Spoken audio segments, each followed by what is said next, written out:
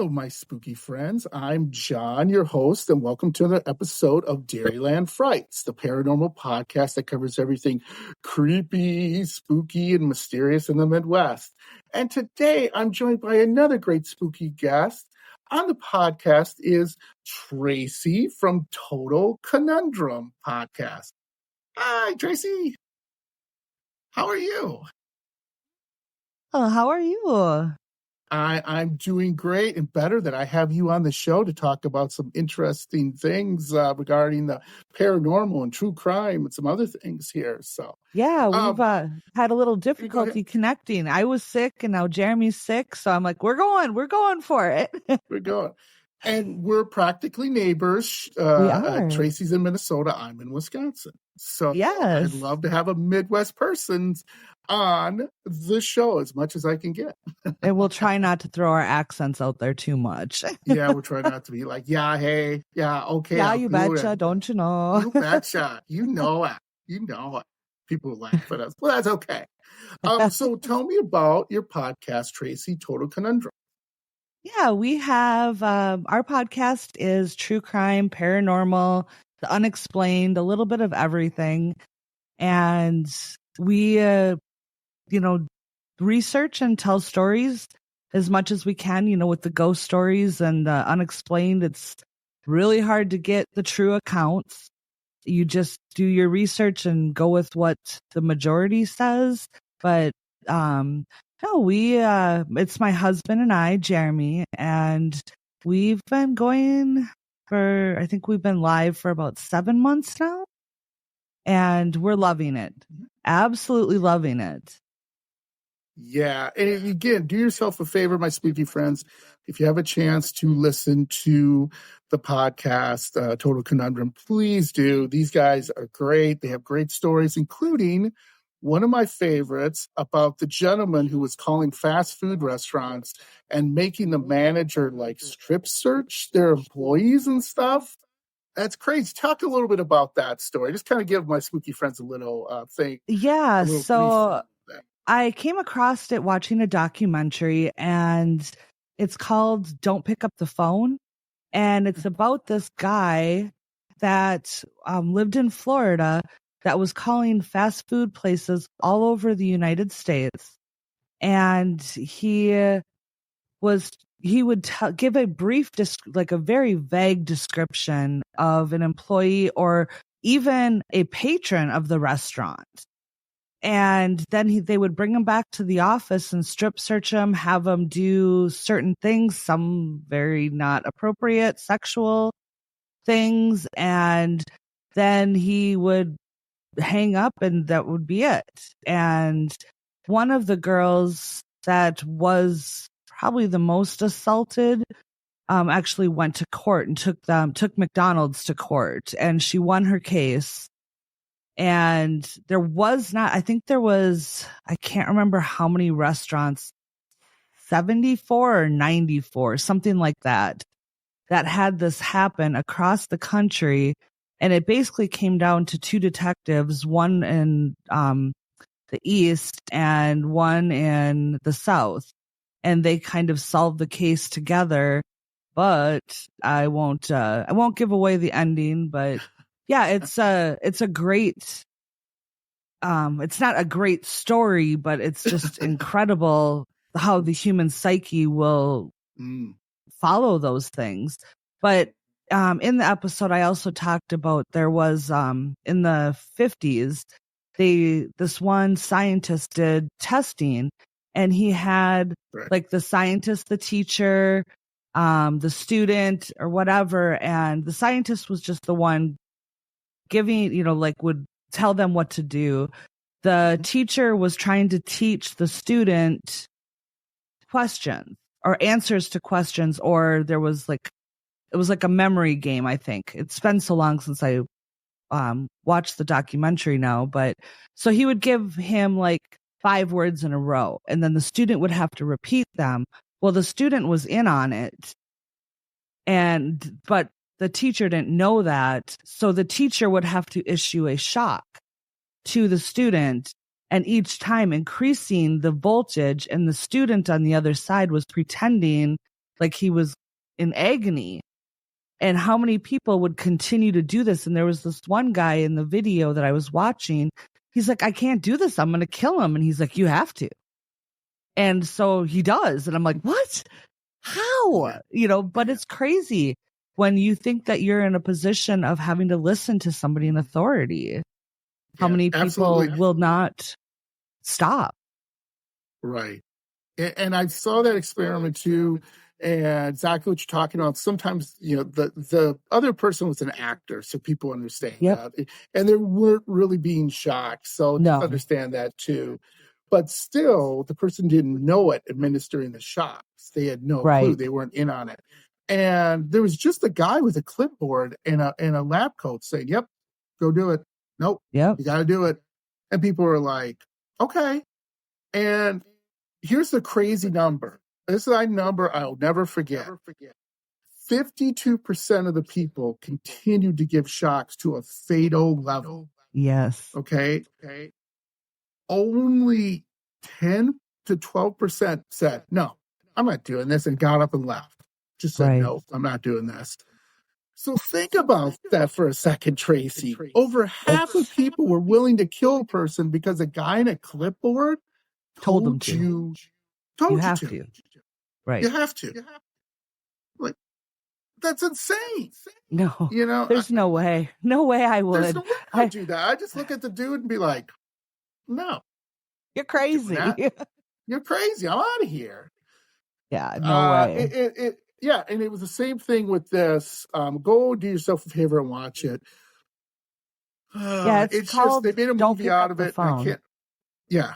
Don't Pick Up the Phone is the name of the documentary. I cannot remember the movie. If I find it, I'll put it in the show notes. I remember watching the movie. It's not a great movie, but it really just made you just go, wow, am I seriously, is this real?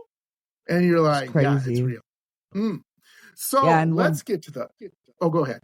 I was just going to say, in the story that I did, I only covered a handful of the cases too. It was insane.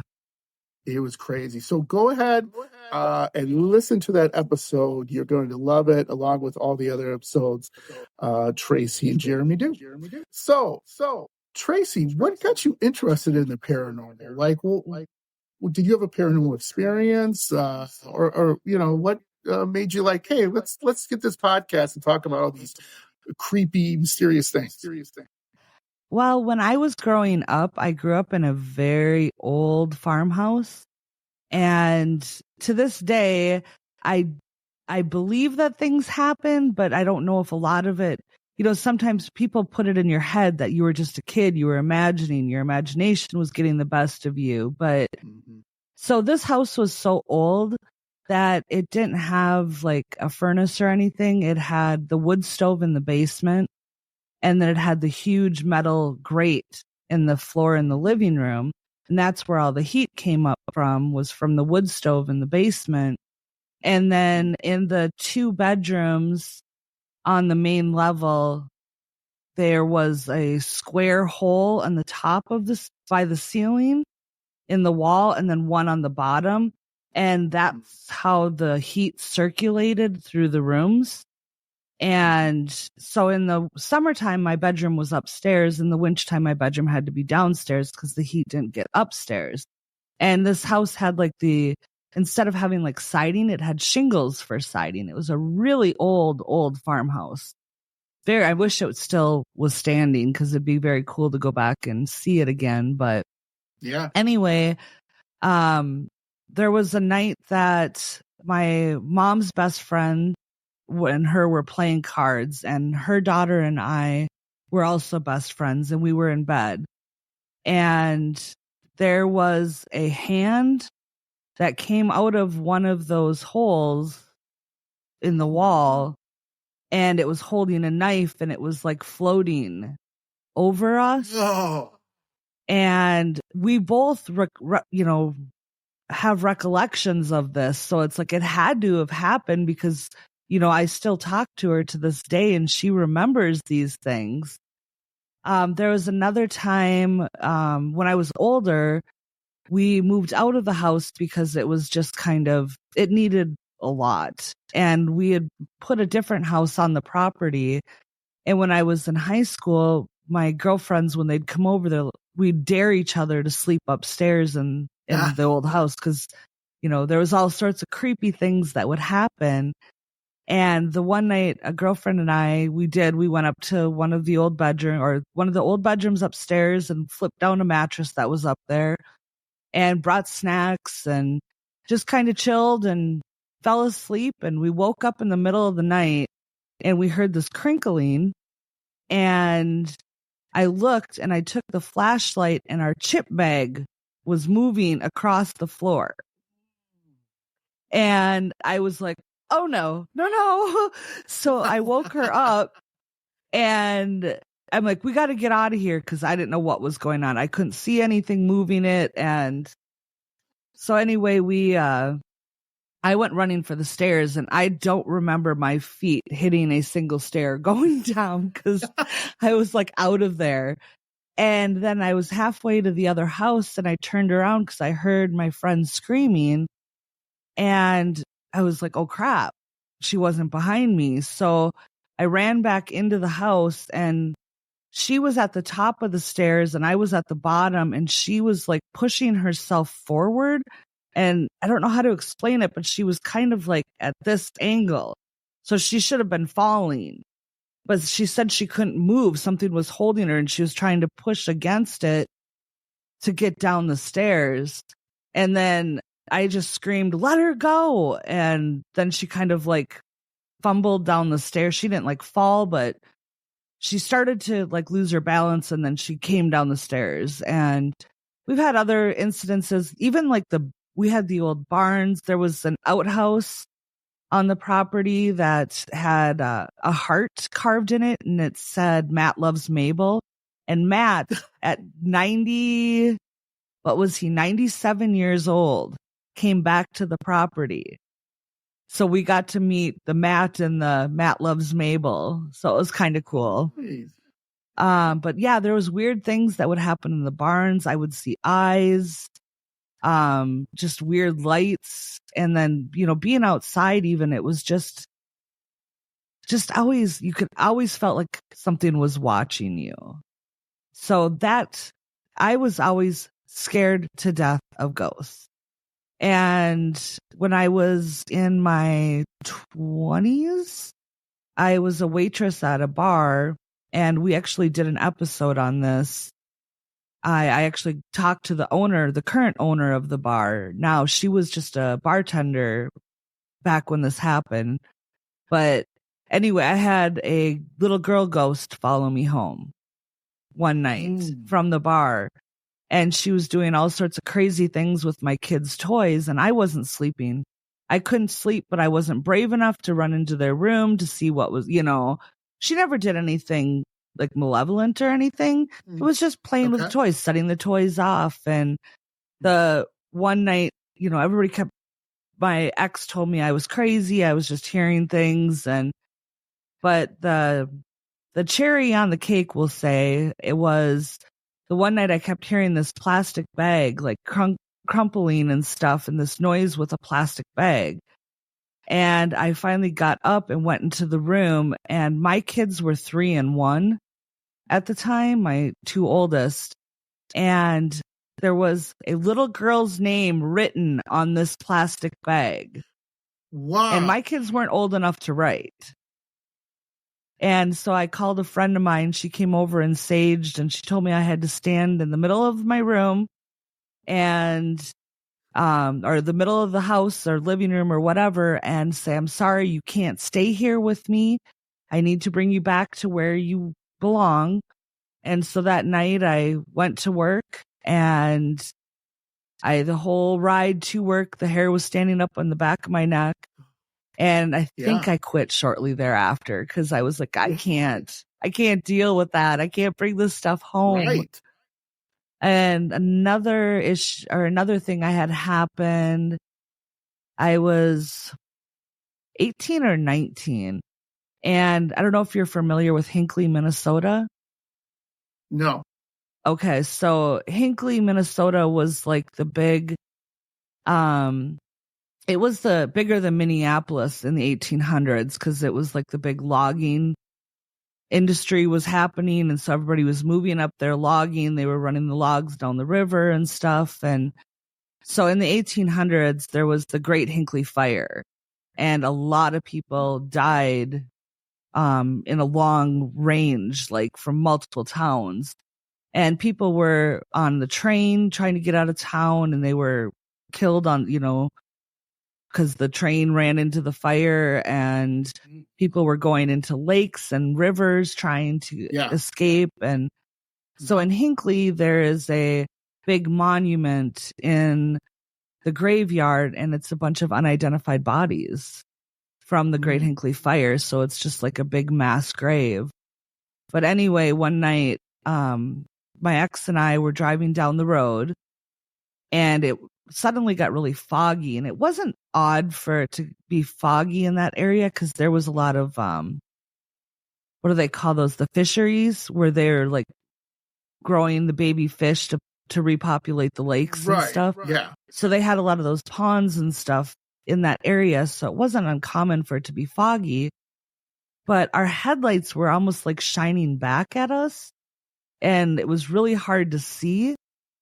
And we came out of the fog, and I noticed there was a guy walking alongside the road. Excuse me. And as we got closer to him, I noticed he was wearing like an old style suit with like the tails, and he had a top hat on, and he was walking with a cane, and he turned and looked at us, and he had no face. And my ex was leaving for vacation with his family the next day for a week, and I went and stayed at my uncle's house because it was so close to our place. I didn't want to be there. Woo. No kidding. But I love Halloween. I love decorate. We do a huge Halloween display every year. We put on a little animatronics haunted house, and I love doing that stuff. But you will not catch me going to like a staged jump scare haunted house because I just don't like being scared. Jeremy and I have gone out and done a little paranormal investigating. We went up to a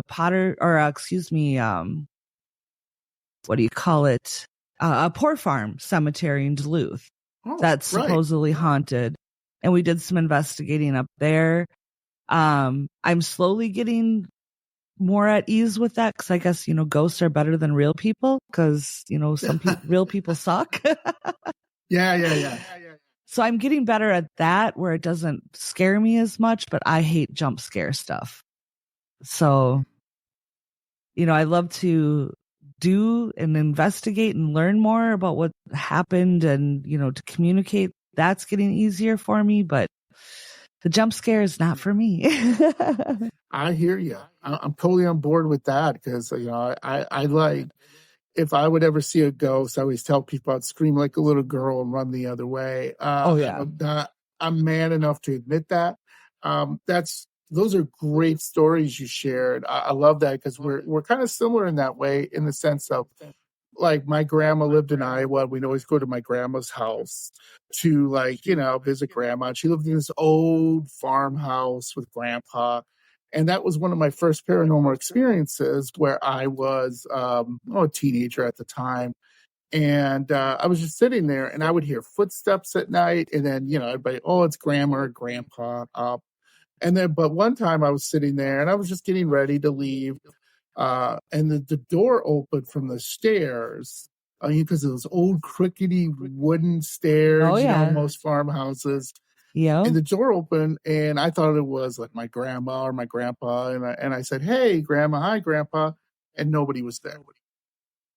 And those doors are heavy in those old farmhouses too. Too. Yes.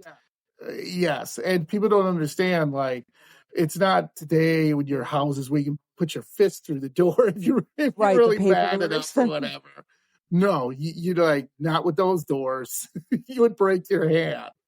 Oh, definitely. They were solid. And the other thing you shared about the fire, the Peshtigo fire, was like the Hinckley fire. I'm sorry, what was the name of the fire again? Hinckley, yep. And yeah, okay.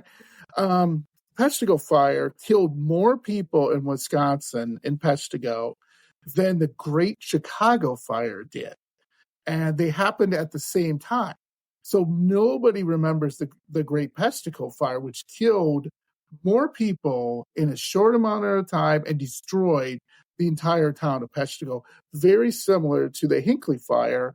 Yeah, the Hinckley but in fire, I can't remember where it started. It actually started north and it took a trail through, I know, like Sandstone and Hinckley, and I don't remember where it stopped or where it started. There is a Hinckley Fire Museum, and that was a place that they used to take us in grade school for a field trip. Let's take you to a museum that of all of these people that just perished. Death to burned alive. The 80s was an interesting time. Interesting time, right? Look at this. The skull and crossbones. Right? Yeah, I would.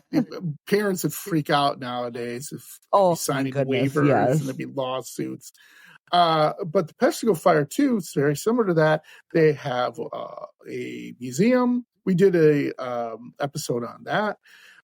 They also have a memorial, and it's very haunted. You go in that area, it's a mass grave because they couldn't figure out who was who because of all everybody was just basically charcoal, for lack of a better word, and you couldn't tell. So it's a mass grave. It's extremely haunted. You look at some of the statistics that they shared that they think is, how many people died. It's insane. Like I said, it totally dwarfs the Great Chicago Fire as far as deaths. I mean, and you think about it, like in this day and age, if something like that happened, most of the people would be able to escape. But back then, their only means of transportation were wagons, their horses, and the train. Yeah. So they were landlocked. They were stuck, which is you were stuck. Gross. Yeah. And if you were poor, maybe you don't have a horse. Maybe you don't have a wagon. So you're running for your life. Right. And to escape a fire, not going to happen. No. Yeah. No. And then people were. The funny thing is that the Peshtigo Fire, similar to the Hinckley Fire, kind of started at one area and then just swept through because of the winds and other things, crazy. So it's just. Yeah, it's. The 1800s was not a great time to be alive. No. I mean, sometimes if you made it into your 30s, you were lucky. Yeah, right? Just crazy. Exactly. I know. Well, that sounds great. Thank you for sharing those stories, of course, Traci. Those were awesome. And like I said, I will put on in the show notes when this comes out all her great social media sites, and so you go look at Total Conundrum and enjoy some of the great stories they do, because we do everything a little bit differently. So, and it's from a Midwest point of view. So I always give props to my Midwest people. That's right.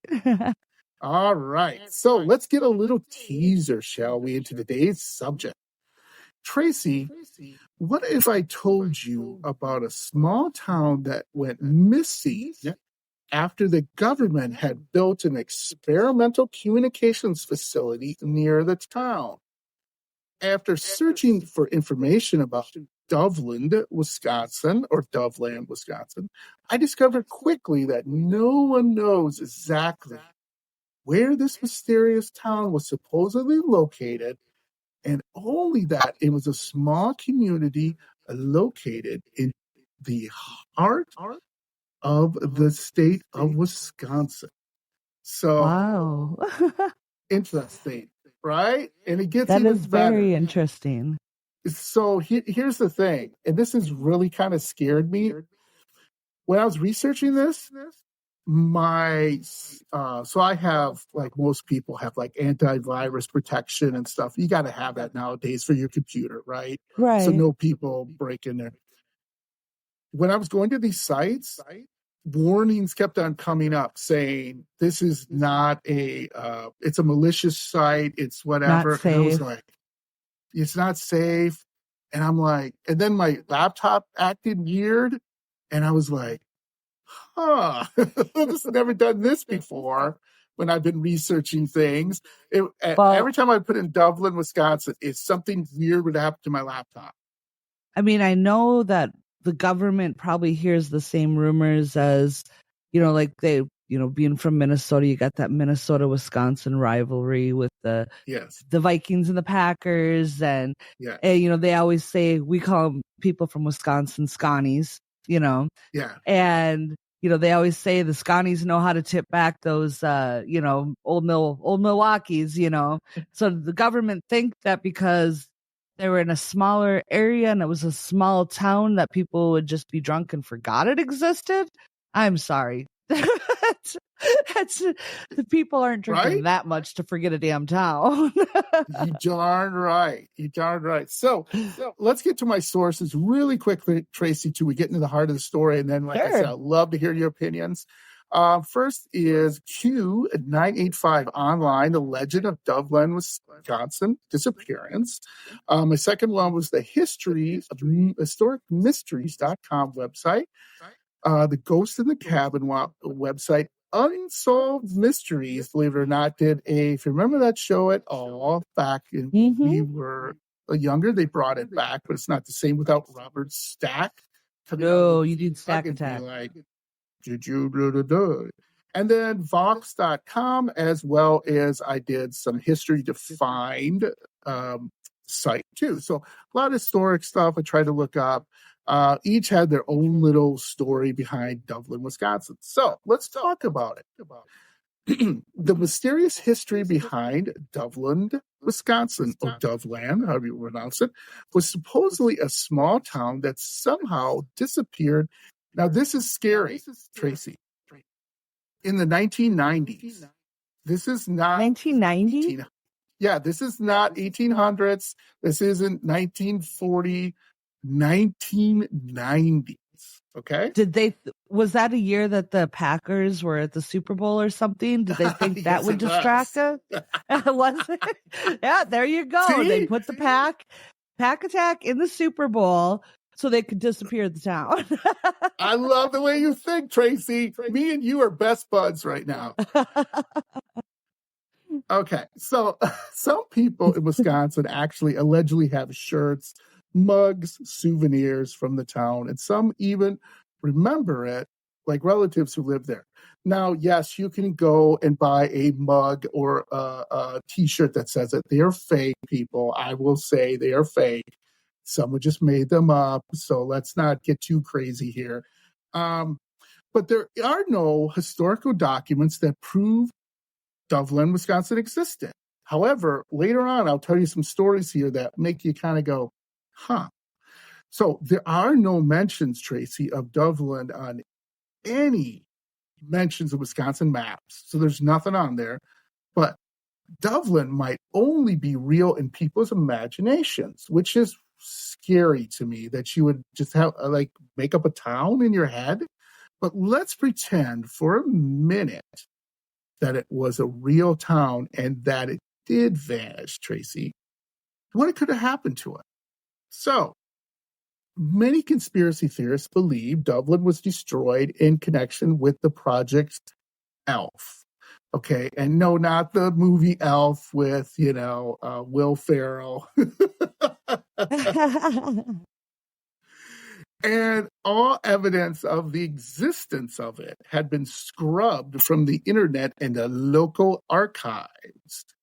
So what do you think about that? Do you think someone could do that? Maybe? An entire town. I mean, what do you think, Traci?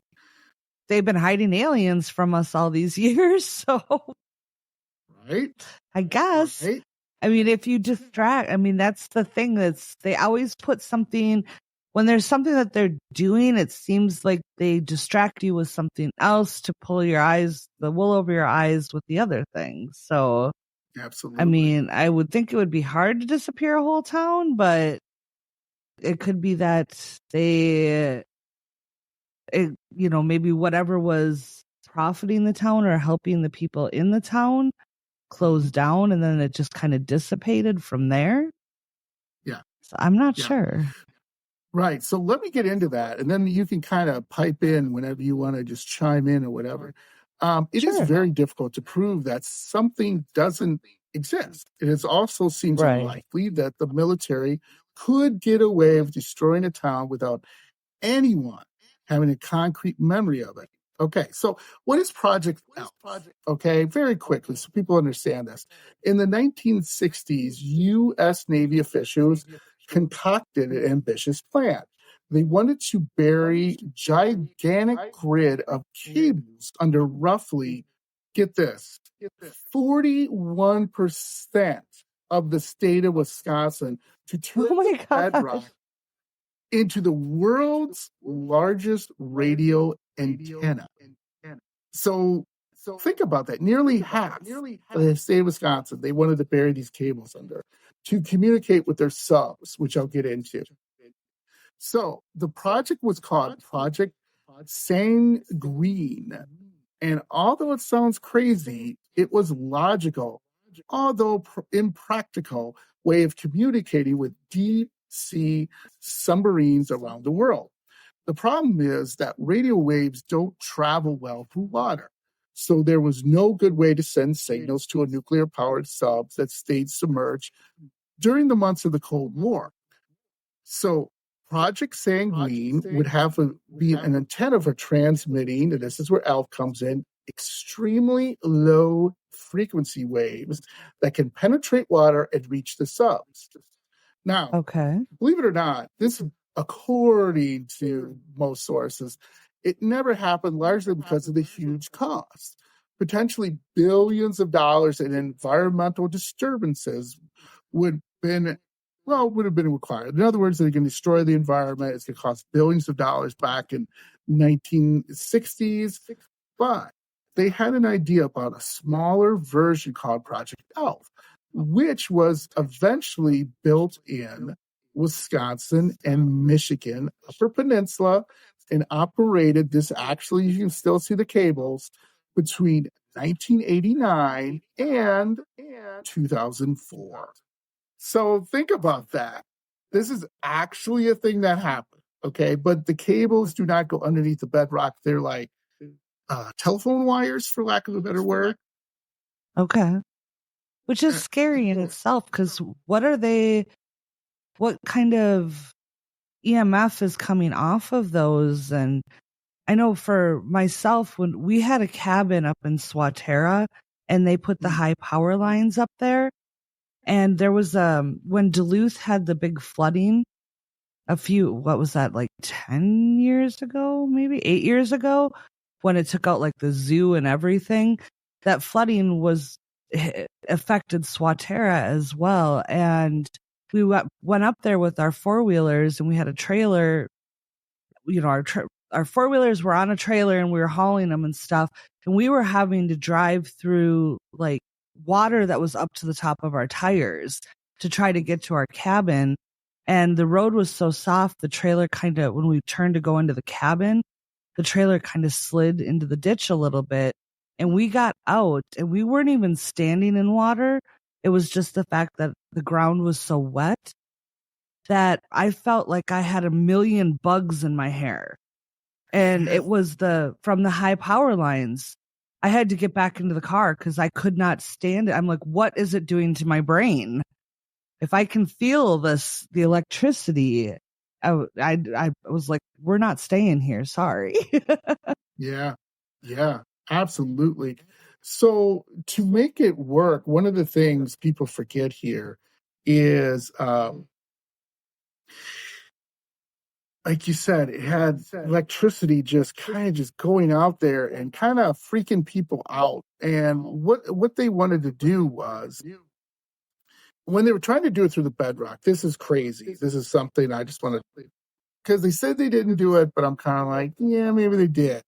And they just didn't tell us. So the bedrock has a really good conductor of the electricity current when it was sent through it. So the current would throw in the ground in between, forming a huge loop to complete the circuit.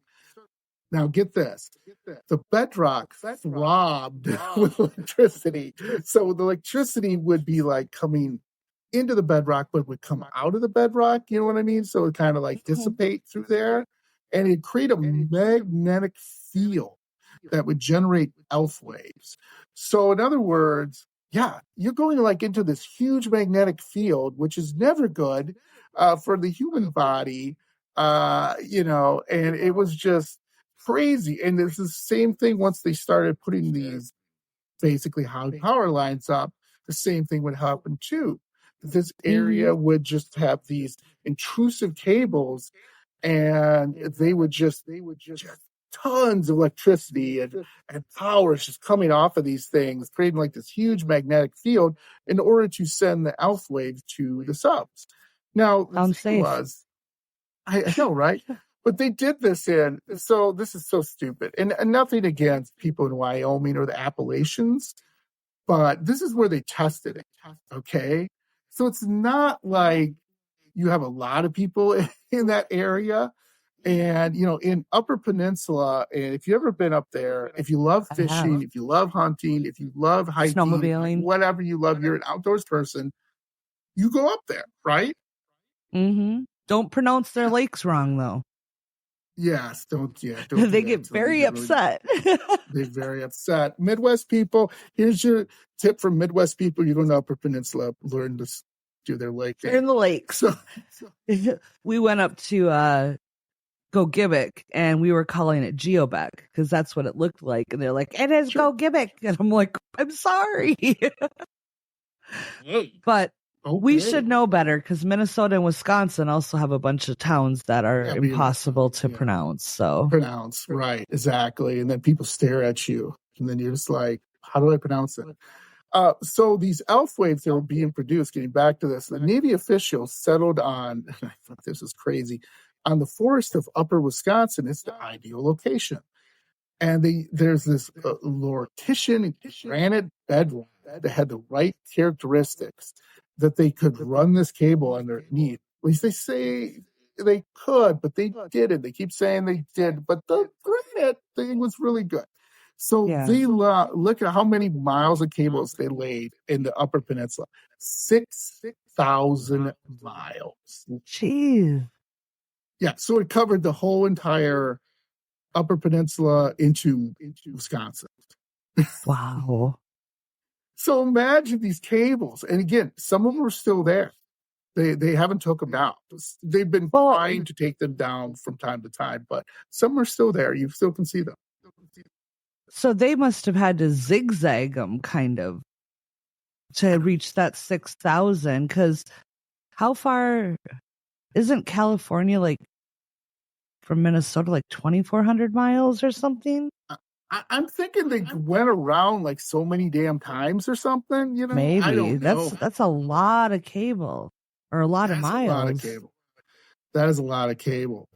You're darn right. So maybe they had to do it 2 or 3, 4 times. I don't know. But it just doesn't sound right? It's just, whether that number's right or wrong, it's still like, yeah.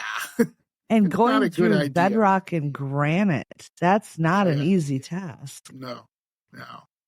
And so they put this out and they did their best because they were worried about, it's the Cold War. So if anybody's in the 80s, me and Traci remember the Cold War, where you're like, at any time the Russians would launch a nuclear weapon and we'll be attacked and we'll all have to learn Russian because they're all going to take us over. Right, Traci? Remember that? Like, I remember it, Yeah. Like every time someone said the Russians are mad, everyone would build a bomb shelter. It was a crazy time. It was a crazy time because you just didn't know. I mean, there was always the Russians saying something, then the Americans would say something. And then, Reagan who was our president at the time, would be like, well, we're going to build Star Wars and we're going to shoot down the missiles. And you're like, what is going on? My recollection of Reagan, I was born in 1975. And when I remember, I kept thinking, like when somebody would talk about our president, I'm like, oh, our president kissed a monkey and he was in that movie Bedtime for Bonzo. Yeah. That was my thought of, who President Reagan was. That's about it. Yeah, right. And, I don't know. Some people love him. This is not a political podcast. So nope, I don't want to go into any politics. That was just my recollection of him. Yeah, right, exactly. So guess what? Wisconsin residents protested when they heard about the classified plan. By the way, it was classified and it got out. I have no idea why.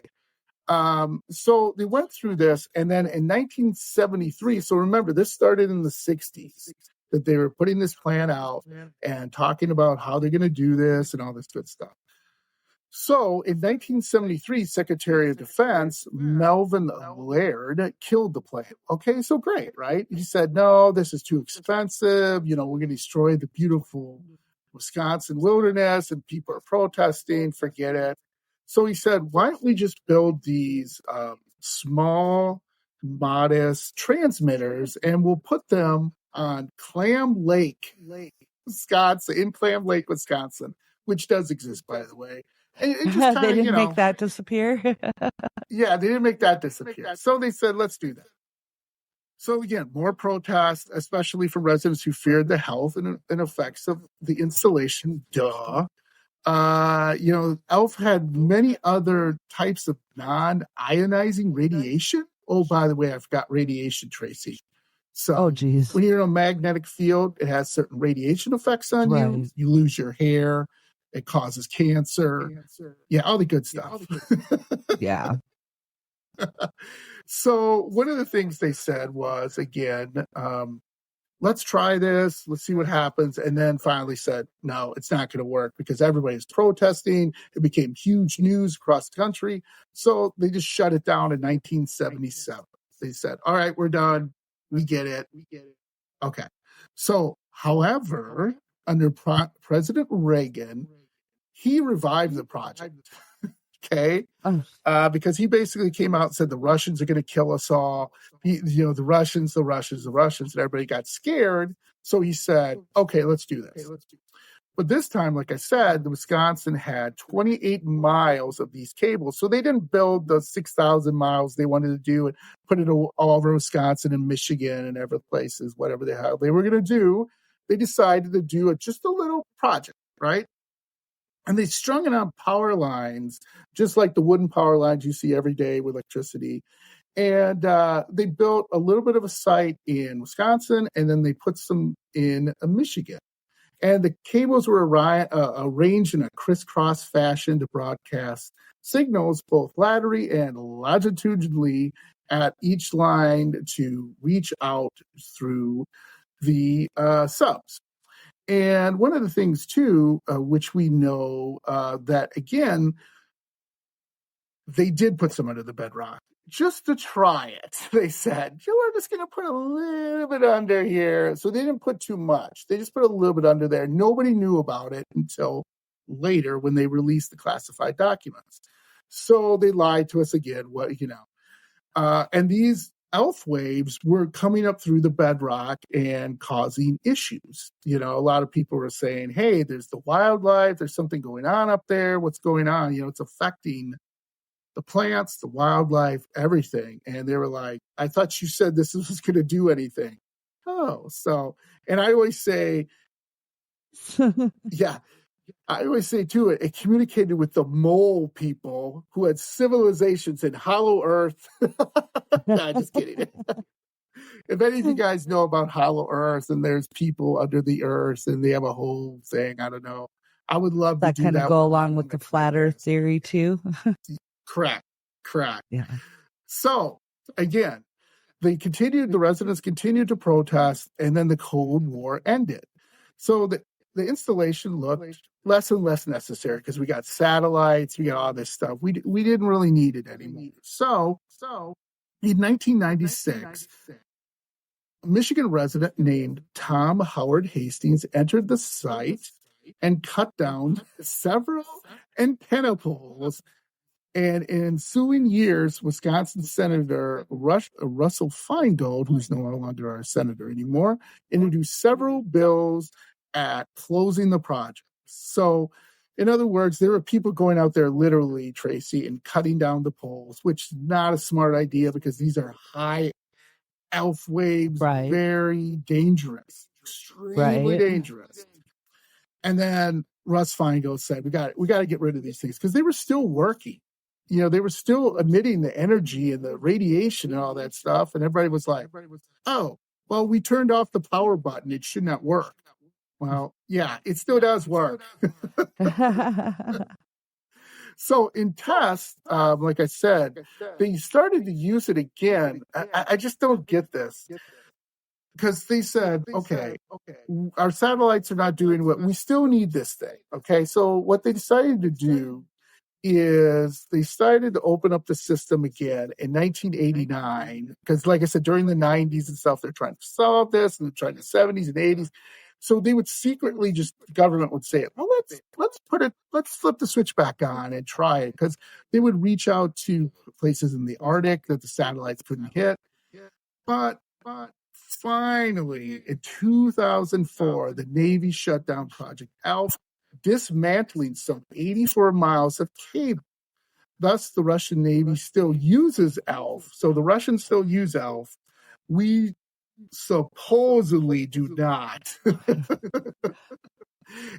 Yes. And they use like these VFL waves and buoys that they use are much safer and everything like that. So what does this have to do with Doveland, Wisconsin? A lot of people think that 2 or 3 things happened in Doveland, Wisconsin. So the first thing they said was that, the town was swallowed up by a sinkhole caused by these waves because they kept on shutting them off and turning them on and everything like that. So a giant sinkhole swallowed the town. Okay, but you're like, well, I don't know if you've heard a lot about sinkholes, Traci, but like in Florida, they're bad. Like people have lost homes and neighborhoods have been swallowed up by sinkholes. Just go on YouTube and enter like sinkholes swallowing houses, and you will see an entire house go crashing down because of a sinkhole. So okay. The other thing is they thought it was because of a massive earthquake. Now, Wisconsin is not on any typical, right. So Wisconsin's not any typically fault lines. Although people have argued that the vibration from these waves and everything could have caused an earthquake per se. It's not really an earthquake, but it's something that could have done that. Others believe, and this is my favorite one, others believe the town was cursed by a vengeful spirit who caused the town and its people to disappear as punishment for a long forgotten transgression. Now, I looked this up. What they think happened was that these waves or radiation awakened an evil spirit. There was a lot of energy for that spirit to be able to feed off of. Correct. Absolutely. There you go, Traci. So what happened, what they thought was there was this evil spirit, this thing sucked up all these energy and that said, all right, Doveland, Wisconsin, bam, I'm going to destroy you. I love that one. That's my favorite. The energy fits. And if the spirit was angry enough. Right. As we know from being into the paranormal, that's what paranormal, the ghost spirits feed off of is energy, right? And imagine a massive amount. That could do something. Well, you've already got the bedrock underneath, so they feed off of the energy of the rock. And if you're powering that rock, watch out. Gonna have to call Ghostbusters. Yes. The other thing too, and this has happened to other towns, probably in Minnesota too, where they've dammed up certain rivers and everything, and the towns near the rivers and stuff, well, they just became ghost towns because, well, you dammed up the river. That's what we kind of need to survive, and they just kick some people out because they're like, hey, we dammed up this river. So now you guys got to leave because if this dam breaks, it's going to destroy things. So I'm like, okay, I've looked that up. That has happened. It has in Wisconsin as long and around the Midwest and United States.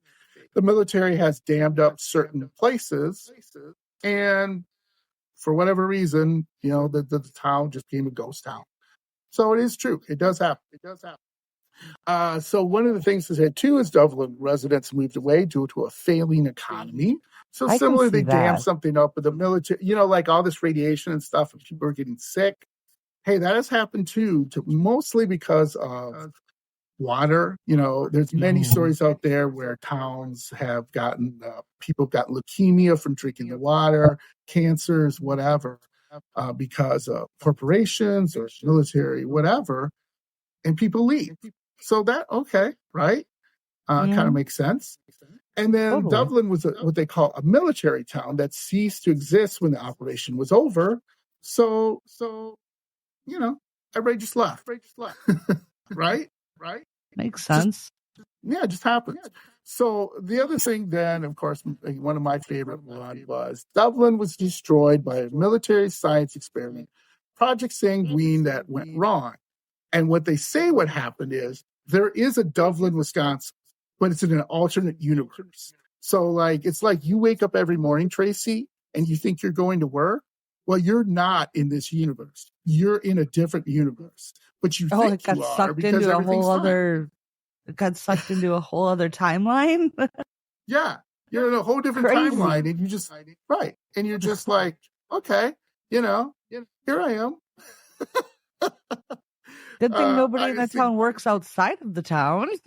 Right, exactly. Like you go outside the town, and you've seen those maybe movies or stories. Yes, or where you Twilight can't Zone. cross the borders. Yes. So that could be, right? Who knows? It could be. Now, I want to talk about something really quick. It's called the Mandela effect. It's a type of false memory that occurs when many people incorrectly remember the same thing. It refers to the widespread false memory that Nelson Mandela died in prison in the 1980s. So this is a real thing. So people will and I do it all the time, where I'll try to remember something and I'll be like, I remember you being at that party. Like, I remember you. And then my buddy goes, no, dude, I was never at your party. I'm like, you sure? Because I remember you at my party. He's like, I wasn't at your party. I don't know if that's ever happened to you, Traci. Oh, yes. Remember a movie or something that people go, we actually did an movie are you episode on it. Yeah, we actually did an episode on it, and Jeremy was quite funny going through because he's like, well, if you think this is da da da da, I'm like, yeah, it was. He's like, well, you're wrong. I'm like, no, I'm not. So we had a lot of fun with that one, but there's so much out there that Yes. But the theory that I've heard on it is that was it 2012 that supposedly the world rebooted and that's when everything changed or something. I don't know if I necessarily believe that, but like Tom Cruise, when in Risky Business, he goes skirting across in his socks and his whitey tighties and the button down shirt. I remember him having sunglasses on. He doesn't. Curious George, he's a monkey. He should have a tail. He doesn't. Things like that. The Mandela effect blows my mind. Yeah, and there's the Bernstein Bears and the Barnstein Bears or something like that. Bernstein and Bernstein, yeah. Yes, exactly. And then you've got movies. There was this one movie that is called Shazam or Kazam, right? Kazam, one of the two, yeah. Yeah, and it's supposed to have Shaq in it, but it had I'm trying to think of the actor's name. Oh my gosh. Sinbad, yes. Sinbad. Yeah. Yep. And people were That's a big one. Yeah, I remember Sinbad in this movie. That movie's never existed. Right. How about the Monopoly guy? Monocle or no monocle? Right. That's just awesome. That's just awesome. So what I found was some notable personal accounts that people say it existed. So check this out, Traci. All right. So one of the first accounts is, this is from, it actually was an army person that supposedly worked on this project and was in Doveland, Wisconsin. He totally remembers it. And he says, I just learned about all the noise surrounding Doveland, and I think I can add some insight. Doveland was a small town in Wisconsin that housed many military families. My father lived there for a year or two and spoke of it occasionally. The main thing I remember that it had to do with Project Sanguine in the early 60s. I don't think it was X-Files type stuff, but the town was destroyed after an incident. I thought they were digging up a ton of land for something, and they flooded the town or something. But this is rehashed, secondhand memory from years ago, and this is from Private Jamie Ivanov, whatever, I don't know what unit he was in. But you see what he's saying? He's like, he remembers the town. He remembers his dad living in the town.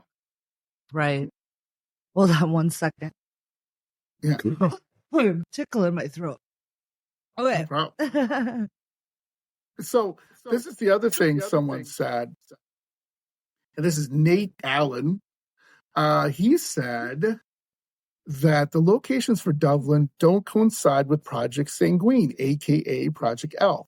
Due to the bedrock, there are 2 elf sites no longer in operation, with one being outside of Clam Lake, Wisconsin, and the other in the UP, Upper Peninsula, that's Michigan. Mm-hmm. They are extremely low frequency transmitters that use the bedrock to bounce signals under the crust to signal nuclear submarines to surface to receive action messages. The antennas were above ground and looked like power lines running through the middle of the forest.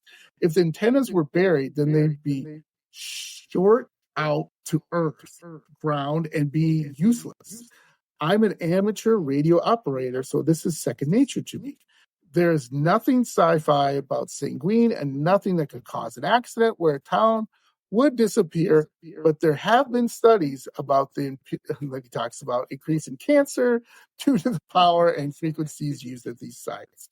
Right. So Nate is like, no, it wouldn't work. Like, this doesn't, I don't know what they're talking about.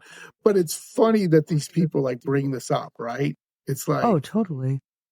It's not on the maps. There's no history. There's no nothing. And people are like, I heard about it or I saw that.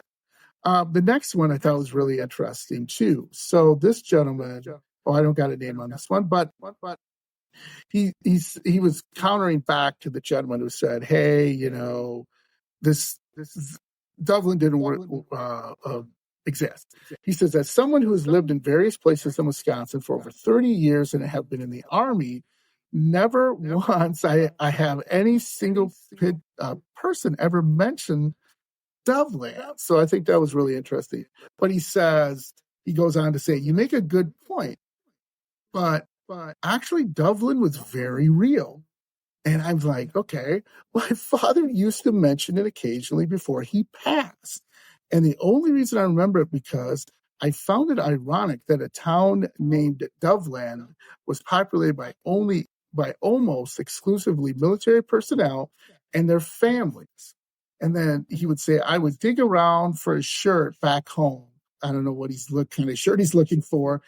And if I remember correctly, the town was built as part of Project Sanguine in the mid to late 60s. Maybe everyone left when the project was canceled. But I thought something went very wrong. You could only dig up so much turf for so long before you're bound to have problems. And so he was like, even though I don't really think there is a Doveland, Wisconsin, again, my father would talk about it, people would talk about it. And the other thing he mentioned was the freaky bit is how many in my family from Wisconsin say they remember Doveland, Wisconsin. I think when he said he was going to dig around for a shirt, he probably recalls somebody wearing a shirt with Doveland on it. Right.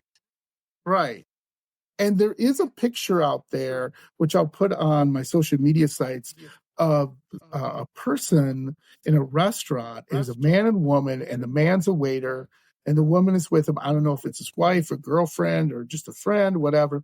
And they're sitting at a table, and people have said either it's fake, obviously, or people are convinced that someone took a picture at this restaurant in Doveland, Wisconsin, and brought this picture for it. Now, it's up to you what you think.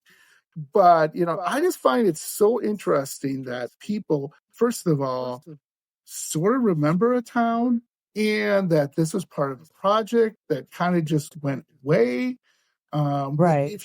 We've heard from time to time, right, Tracy, where people have Right. said, "Oh, the military did this or the military did that," and they release these classified documents.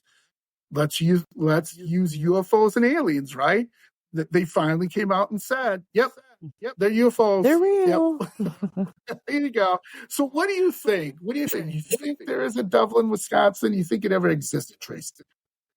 Well, for myself being in Minnesota, I like how all these people are saying I've never heard of a Doveland, or, if somebody gave me a small town name or even a large town name in Minnesota, I can't tell you without looking at a map if it actually exists, because there are so many small towns. So for people to say, no matter where, I've lived all over Minnesota as well. I've lived in northern Minnesota. I've lived in southern Minnesota, but there are still many towns that I've passed through that I'm like, like around by us, there's a teeny tiny little town called Day. There's a teeny tiny little town called Coin. Never knew they existed. So to say that, and there are towns that start off and just dissipate. So I can't say whether it actually existed or not. To me, the name sounds familiar, Doveland, but that I may have heard it from another state or something different. But Doveland definitely sounds familiar to me. But whether it existed or not, I don't know. The militaries and the government are good at covering things up. Yeah, aren't they? They are. They're totally good at that. And again, I don't know what to think. I do know when I used to go fishing a lot when I was younger, before I got married and had a family. Nothing against my kids and my family, because I love them, but I didn't have the time to do as much as I would like. Right. Hopefully in retirement I will. But I used to go up north all the time. The furthest peninsulas, right? And frankly, I saw small towns with literally a grocery store, gas pump, couple homes, maybe a little cafe or bar, and that was it. That was the town. Right. And that town You disappeared. blink, you miss it. Yeah. Right, yeah. If that town disappears, Tracy, okay, it's gone. I don't know what to tell you. So I kind of some of it I kind of believe, in the sense there was a town that got destroyed by the military, in the sense of the military left and everybody just went, oh, whatever. If you go on Google Maps and look, you will not find it, obviously. All you'll see is just basically there's a little town near there, and just basically fields and hills, just like in Wisconsin and Minnesota. It's just nothing, right? So you know what you need to do? You need to find somebody that has, remember those books that we used to carry around in our car? I can't remember what they were map books. Yeah, atlas books, yeah. Well, not even the Atlas one would work too, but they were like, in the 90s, they were really popular. They were like, they were like spiraled, and they had multiple pages, and it was like for the whole state. Right. And it had like maps for each town and stuff like that. So we need to find somebody who hoards and held on to all of those. Because if Doveland existed, it'd be in that map book. You need to find it outside of the internet, in reality. All right. You got me on a mission, Tracy. I can't remember what they're called, though, but they were really nice books. Every year they would come out with a new one. Yeah, I can't remember them either. Boy, there's a Mandela effect in effect right there. Right? But even an atlas, because, there was a day where we weren't controlled by the internet. We actually had to go and look up at the Dewey Decimal System to find, certain books in a library. Yes, my children, just really quickly, as a quick offshoot, my kids, when I told them, when your dad had to do research for a book report, you know what I had to do? I actually had to read and had to go to the library. And I remember my son saying something really funny. He goes, "Oh, you're a sucker, Dad." like, thanks a lot, son. Yeah, my youngest loves libraries. And it's funny because she's a total, Gen Z, but she loves books. She loves libraries.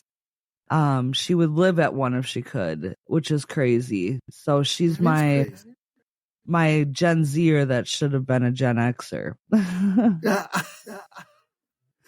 So I'm going to put this out to my spooky friends and Tracy's followers too. If anyone knows anything about Doveland, Wisconsin, dairylandfrights@gmail.com. Send me something. If you remember what those books are that Tracy and I are trying to figure out, send that to us too. But before we end up, I'm going to go to the Goodwill and see if I can find an old map book. I love it. I love it. Keep me informed, Tracy. I will. So Tracy, before we end up the show, because we could talk about this for hours, I love you. You've been great. Some great stories, and love being someone from the Midwest, so we can kind of get that Midwest feel back on the show here. So tell me about what's coming up on Total Conundrum. What do you guys got planned? Anything really cool? My spooky friends would love to know. Yeah, we have a couple fun episodes coming out. We just had one that we released, I think it was on Thursday, where, are you familiar with Ghost Hunters? Yes. The show Ghost Hunters, and they have their TAPS team. Yeah. Well, we interviewed Jenny from TCPS Paranormal, Twin Cities Paranormal Society, and she's a part of the Minnesota TAPS team. I didn't know that TAPS had teams in every state. And we interviewed her because she used to work at the Palmer House Hotel. So we have all sorts of fun, spooky stories from her. And I kind of went over the research I found for the Palmer House. And she's researched that place multiple times. She's researched it in and out. She's investigated it, plus worked there. And so it was kind of fun to tell her what I found on the internet and what she told me, whether it was true or not. So that was a great episode. And I think it ended up being close to 2 hours. I could have talked to her for 10. She was amazing. We have an episode that's going to be coming out this Thursday. We're touching on cursed movie sets. Oh, nice. Yeah. Exorcist, The Omen, The Crow, stuff like that. Poltergeist. And then the next week after that, we interviewed Nash Hoover, who's from Minnesota, and he has a YouTube channel called Chasing Legends, and they go out and try to find the elusive cryptids. Oh, nice. Yeah, so we've got a few fun episodes coming out. Yeah, that looks great and everything. And that's one thing people don't understand with cryptids in the Midwest. Like, there's some pretty big ones. Like, we have the Beast of Bray Road, which is a werewolf. We also have the Hodag, which is the Hodag, yes, which is kind of a funny one. We did an episode on that. So, yeah, that sounds really interesting. I love all that stuff coming up, and I'm definitely going to listen. And hopefully, my spooky friends will give you a listen too, because one of the things that we were talking about, Tracy, we're independent podcasts, so we don't have the huge budgets like all those big podcasts out there. So if you're listening to us, please rate us 5 stars, like us, subscribe to us. I recommend Total Conundrum as well as all the other people, podcasts and paranormal investigators, whoever have on my show, because, hey, we need the love too, right, Tracy? We do. Awesome. We need all sorts of love. Yes. So again, thank you so much. You were awesome. Love to have you back on the show again soon sometime. Maybe we can talk about cryptids this time. Yeah. Make sure Jeremy's feeling up to it too. Yeah. Tell Jeremy to feel better. Definitely. Anyway, so we end every show by saying, say hi to your ghost. So, hello, ghost, because you never know, right? And then we say, stay spooky. Stay spooky. Thanks, Tracy. Love you. Thank Have a good day. You too.